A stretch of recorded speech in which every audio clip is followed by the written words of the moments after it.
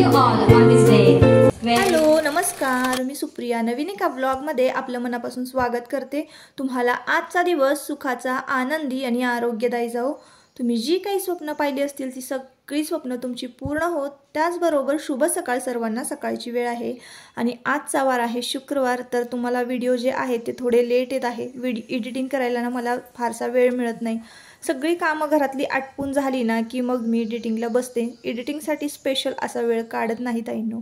आजचा वार आहे शुक्रवार आणि सकाळी सकाळी मी तुम्हाला देवपूजा दाखवली। तर मार्गशीर्ष महिन्यातील गुरुवारची आपण जी काही पूजा मांडतो तर दुसऱ्या दिवशी शुक्रवार असतो, तर त्याचं उद्यापन आपल्याला म्हणजे उत्तर पूजा करायची असते। उद्यापन शेवटच्या गुरुवारी करतो आपण। मार्गशीर्ष महिन्यातील तिसऱ्या गुरुवारची ही पूजा आहे आणि सकाळी सकाळी ना उत्तर पूजा करायची असते। तर उत्तर पूजा करण्याआधी मी काय करते, सकाळी सकाळी अशी छान दिवाबत्ती करते, महालक्ष्मी नमन अष्टिका वाचते। तर सकाळी सकाळी उठल्यानंतर आपण काय करतो, आंघोळ झाले की देवपूजा करतो। तर मला ना उत्तर पूजा जी आहे मार्गशीर्ष महिन्यातली ती करायचं म्हणजे असं नकोच वाटतं मला करायला, कारण मला ना ही जी पूजा मांडलेली आहे मार्गशीर्ष महिन्यातील गुरुवारची तर ती इतकी आवडते ना ताईंनो। त्यामुळं घरामध्ये इतकं प्रसन्न वातावरण निर्माण होतं ना, लक्ष्मी देवीचा वास खरोखर आपल्या घरामध्ये आहे असं मला वाटतं। तर सकाळी सकाळी मी उठले, आंघोळ केली आणि पूजा करण्यासाठी मी गेले, उत्तर पूजा करण्यासाठी। तर मला करावीशीच वाटली नाही। देवीचं जे रूप आहे ते इतकं देखणं दिसत होतं ना, सकाळच्या समयीच्या दिव्याच्या प्रकाशामध्ये अगरबत्ती मी लावली होती आणि महालक्ष्मी नमन अष्टिका मी सकाळी सकाळी वाचते। गणपती बाप्पांचा सर्वात आधी नामस्मरण करते आणि मगच उत्तर पूजेला सुरुवात करते। तर हे सगळं झालं होतं, पण तरी पण मी 10 मिनिटं थांबले। मला उत्तर पूजा करावीशीच वाटली नाही, इतकं देवीचं देखणं रूप दिसत होतं। तुम्ही व्हिडिओमधून पाहतच असाल ते डोळे, नथ आणि जो काही देवी आईचा हसरा चेहरा आहे, इतकं ते तेजस्वी रूप दिसत होतं ना ताईंनो। तर त्यामुळे ना मला खरंच इतकं भारी वाटत होतं ना। तर सकाळी सकाळी मग मी खूप उशिरा पूजा केलेली होती ताईंनो, 9 साडेनऊ वाजले होते मला पूजा करायला। तर असो, आजचा वार आहे शुक्रवार आणि आज ना वैभवलक्ष्मी व्रताची सुद्धा पूजा मांडायची असते। तर माझे वैभवलक्ष्मीचे जे काही शुक्रवार आहेत तर 11 शुक्रवारचा मी संकल्प केलेला होता ना, तर शेवटच्या शुक्रवारी मार्गशीर्ष महिन्यातील शेवटच्या शुक्रवारी मी वैभवलक्ष्मी व्रताचं उद्यापन करणार आहे। तर असो ताईंनो, खूप सारे तुमचे प्रश्न, तुमचं प्रेम, तुमच्या कमेंट सगळं वाचते मी आणि सगळं मला इतकं भारी वाटतं ना तुमची कमेंट वाचून। तर तुम्हाला ना खूप खूप खूप तुमची मी आभारी आहे। तुम्ही एवढं सगळं प्रेम देताय आपल्या चॅनलला, भरभरून आशीर्वाद आणि लाईक सबस्क्राईब असो। तर एक एक फॅमिली मेंबर्स आपल्या कुटुंबामध्ये वाढतच चाललेला आहे। असो, तर ताईंनो इकडे बघा, आता सासूबाईंना आज शेंगदाणे भाजतायत। तर तुमच्या कमेंट सुद्धा होत्या, म्हणजे काही 1-2 जणांच्या कमेंट अशा होत्या की सासूबाई म्हणजे दिसत नाहीत व्हिडिओमध्ये, मग त्या नाही का मदत करत, अशा छोट्या छोट्या कमेंट होता। साहजिक आहे, तुम्हाला वाटणारच ताईंनो। तर तुम्हाला मी सांगते आज की नक्की सासूबाई तुम्हाला का व्हिडिओमध्ये दिसत नाहीत आणि त्या म्हणजे काम का करत नाहीत किंवा काय, हे सगळं मी तुम्हाला सांगणार आहे। तर बघा इकडे ना सर्वात आधी ना सासूबाईंनी ना मस्तपैकी ताज्या पावट्याची आमटी फोडणीला घातलेली आहे। तर प्रत्येक सीझनमध्ये ना एक ठराविक असा पदार्थ असतो बघा ताईंनो, आणि तो आपल्याला इतका खावासा वाटतो ना। जसं की आपण पावसाळ्यामध्ये शेंगुळं करतो, आता ह्या शेंगुळ्याला ना वेगळं नाव असेल काहीतरी, पण आमच्याकडे तर शेंगुळच म्हणतात। पावसाळ्यामध्ये आपण खातो माडगं वगैरे, जे पारंपरिक रेसिपी ज्या आहेत ना तर त्या। तर तसंच बघा या सीझनमध्ये, थंडीच्या सीझनमध्ये ना पावट्याची आमटी आणि हरभऱ्याची भाजी एक नंबर, म्हणजे ताईंनो इतकी छान ही जी रेसिपी आहे, म्हणजे आमटी म्हणा किंवा हरभऱ्याची भाजी, पावट्याची आमटी इतकी भारी लागते ना। तर कशा पद्धतीनं सासूबाईंनी फोडणीला घातलेली आहे, तर चला म्हटलं तुमच्याबरोबर आज रेसिपीसुद्धा शेअर करूया। त्यांच्या हातची एक तरी रेसिपी तुम्हाला बघायला मिळेल, आणि जर तुम्हाला त्यांच्या हातच्या रेसिपी बघायला मिळत असतील ना तर नक्कीच तुम्हाला ते वेळोवेळी व्हिडिओमध्ये दिसतील। पण त्यांच्याकडनं होईल जेवढी कामं होतील ना तर तेवढंच मी तुम्हाला दाखवेन ताईंनो। तर इकडे त्यांनी पावट्याची आमटी फोडणीला घातलेली आहे। तर कढईमध्ये तेल घेतलं, तेल थोडंसं तापवलं, लसूण घेतला, लसूण घातला त्यामध्ये। लसूण घातल्यानंतर आपल्याला त्यामध्ये लाल तिखट, थोडेसे हळद घालायची आहे। मला वाटतं त्या हळद घालायला विसरले असतील। आणि ज्वारीचं किंवा बाजरीचं पीठ आपल्याला थोडंसं घालायचं आहे लसणामध्ये, आणि ते पीठ तेलामध्ये भाजून घ्यायचं। त्यानंतर आपल्याला टोमॅटोची प्युरी त्यामध्ये घालायची आहे आणि मग आपल्याला ताजा सोललेला पावटा जो आहे तो घालायचा आहे। तर आपल्या बागेतला हा पावटा आहे। बागेत सासूबाईंनी जी रोपं लावलेली होती त्या वेळेला भरपूर असं पावटा आलेला होता, तर त्यांनी ना माझी झाड लोट पूसपास बाकीची घरातली कामं होईपर्यंत ना पावटा सोलून ठेवलेला होता, तर तो त्यांनी शिजायला घातलेला आहे. तर आता बघा लसूण टोमॅटो छान परतलं की त्यामध्ये ना आपल्याला पावटा घालायचा, पावटा परतून घ्यायचा आणि मग आपल्याला गरम पाणी यामध्ये घालायचं आहे. इतकं साध्या सिंपल पद्धतीनं ताईंनो हे पावट्याच्या आमटीचं फोडणी आहे, पण खायला ना भाकरी बरोबर कुस्करून भाताबरोबर एक नंबर ही आमटी लागते ताईंनो. इतकी चव असते ना या आमटीला. तर हीच आमटी जर तुम्ही हीच कालवणं जर तुम्ही चुलीवर केली ना तर एक नंबर लागतात. आता ही आहे हरभऱ्याची भाजी. तर हरभऱ्याची भाजी सुद्धा त्यांनी जाऊन रानातनं काढून खुडून आणलेली होती. तर आता ही सुद्धा भाजी करणार आहेत, तर ह्या सुद्धा भाजीची रेसिपी मी तुमच्याबरोबर शेअर करते. तर ताईंनो काही ताईंच्या कमेंट होत्या की सासूबाई मदत करत नाहीत का किंवा काय. तर तुम्हाला मी सांगितलं की जसं की त्यांची तब्येत बरी नसते, त्यांना शुगर आणि बीपीचा त्रास आहे आणि आता तुम्ही आमटी फोडणीला घालताना पाहिलं असाल की त्यांची किती गडबड होते.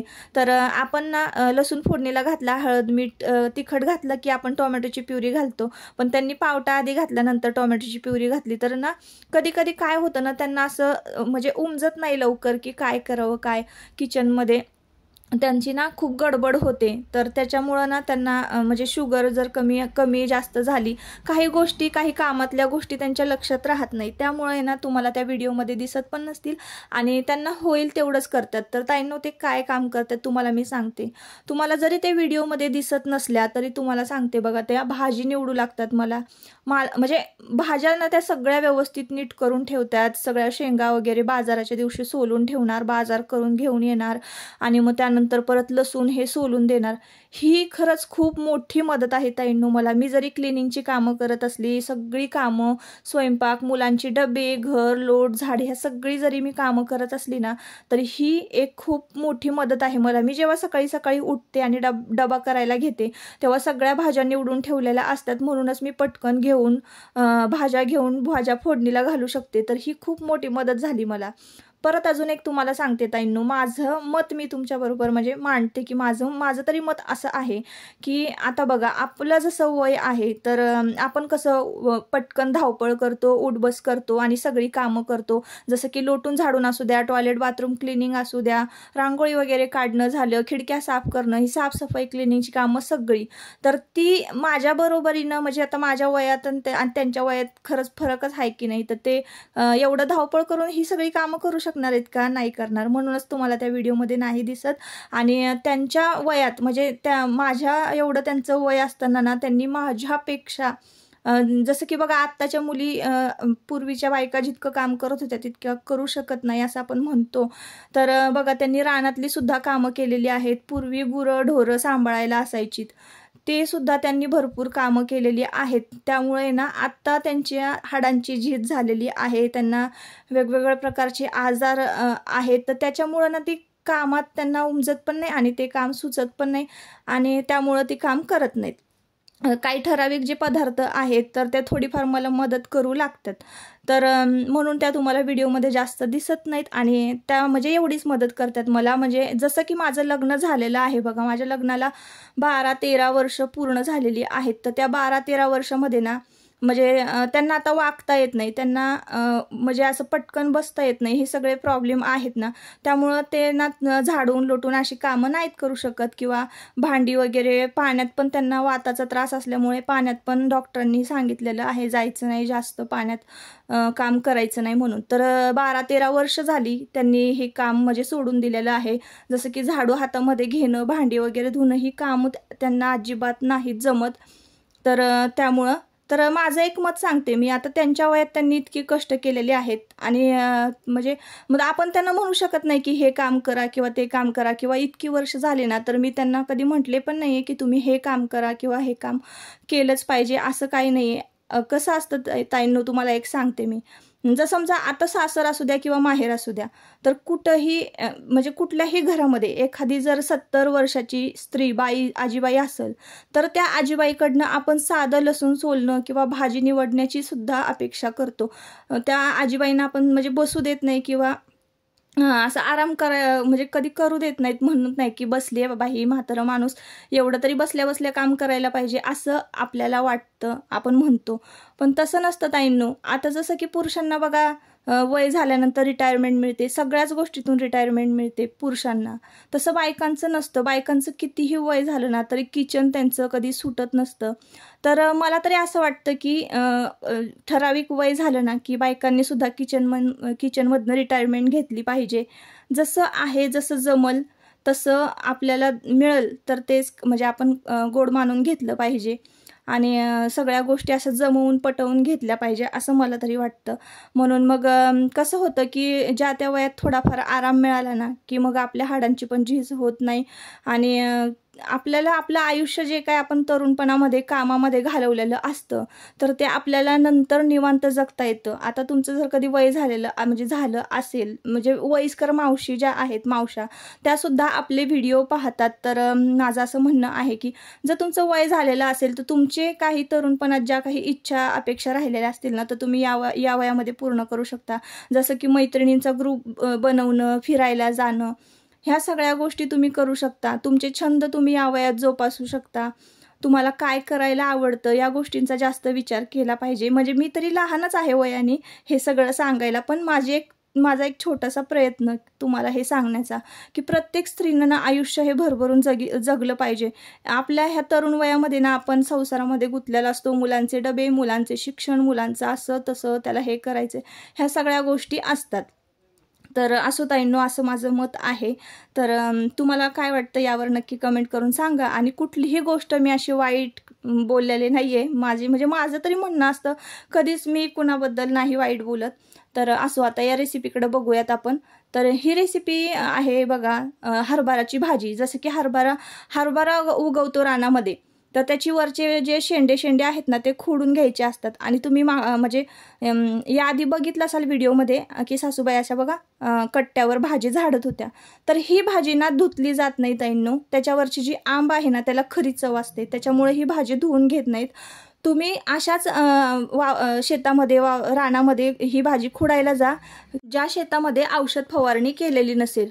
तर बघा आता ना कढईमध्ये तेल घातलेलं होतं आणि अख्खा जो लसूण आहे ना तो बारका होता लसूण, म्हणून अख्खा घातलेला आहे. जर मोठा लसूण असेल तर तुम्ही कट करून घालू शकता.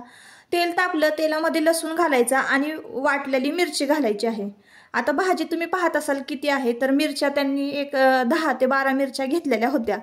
तर असं प्रमाण नाही सांगू शकत आपण ही भाजी करताना.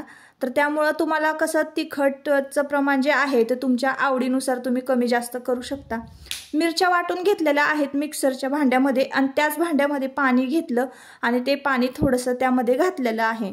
तर खरं तर चव आहे ना या भाजीवर जी आंब असते ना त्या आंब्याची चव ह्या भाजीला असते. तर भाजी ना एक 10 ते 12 मिनिटांमध्ये शिजते. थोडंसं पाणी घालून आपल्याला ती अधूनमधून हलवून शिजवून घ्यायची आहे. तर इकडे बघा आता ना 2 वाजलेले आहेत ताईंनो. 2 वाजताचं हे मी जी व्हिडिओ क्लिप आहे ती शूट केलेली आहे. तर बघा 9:30 9 वाजता बघा पूजा केली आणि महालक्ष्मी देवीचं जे काही उत्तर पूजा आहे ती केली आणि लगेचच वैभव लक्ष्मीची पूजा जी आहे ती मांडलेली आहे. तर आता बऱ्याच ताईंनी बघा कमेंट केलेली होती की जी वैभव लक्ष्मीची व्रताची जी पूजा आहे किंवा ती व्रताची सुरुवात कशी करायची. तर कुठल्याही महिन्यातल्या शुक्ल पक्ष जो आहे त्या शुक्ल पक्षातलं म्हणजे शुक्रवार बघायचा, शुक्ल पक्ष चालू होतो.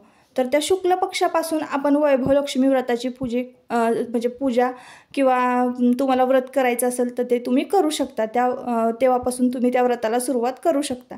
तर वैभव लक्ष्मी व्रताची पूजा मांडलेली आहेत आणि लगेचच ना आजी बाबा म्हणजे 1:30 पावणे 2 वाजले की जेवायला बसतात.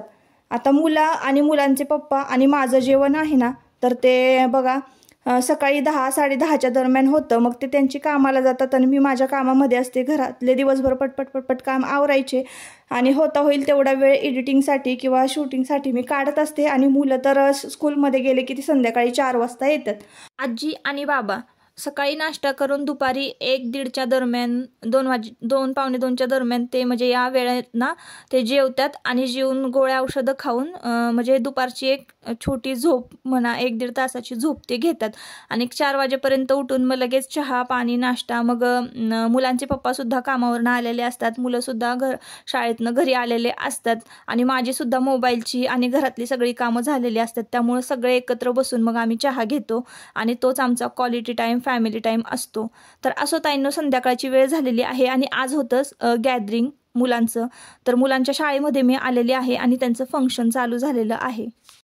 Of all the dignitaries present, invitees, parents and our lovely students. How different is this evening, dear audience? You will yourself discover and the colors of the cultural feast unfolds. So sit, relax and enjoy the amazing evening of your day.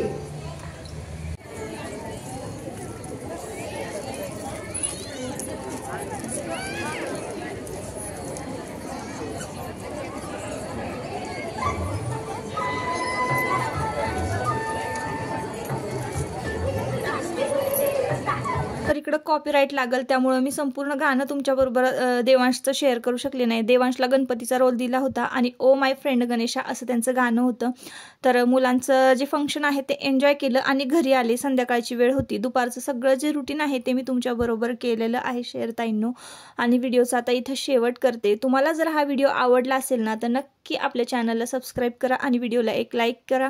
परत आपण पुन्हा भेटूया नवीन एका व्हिडिओमध्ये. तोपर्यंत स्वतःची काळजी घ्या आणि मस्त राहा. आणि आता मी गॅदरिंग एन्जॉय करते. संध्याकाळ होणार आहे मला घरी पोचायला. तेव्हा आपण भेटूया पुढच्या व्हिडिओमध्ये. Bye bye.